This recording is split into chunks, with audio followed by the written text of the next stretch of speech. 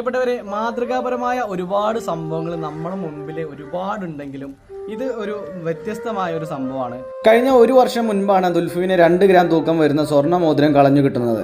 അദ്ദേഹം അന്ന് തന്നെ ഇങ്ങനെ ഒരു മോതിരം കിട്ടിയിട്ടുണ്ട്, ഉടമസ്ഥൻ തെളിവ് സഹിതം ബന്ധപ്പെടുക എന്ന് സോഷ്യൽ മീഡിയകളിൽ പ്രചരിപ്പിച്ചിരുന്നു. പക്ഷേ 1 വർഷമായിട്ടും ഉടമസ്ഥൻ എത്തിയില്ല. എന്നാൽ അത് വിറ്റ് കിട്ടുന്ന പൈസ പാവപ്പെട്ടവർക്ക് നൽകാമെന്ന് തീരുമാനിച്ചു.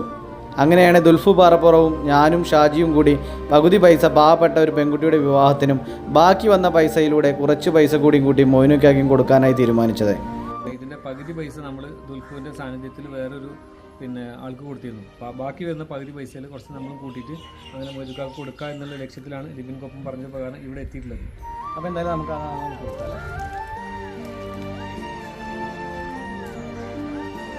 ഇതൊരു ചെറിയ സഹായം മാത്രമാണ്. ആഴ്ചയിൽ 3 ഡയാലിസിസ് വേണം. ഒരു വാടക വീട്ടിലാണ് താമസം.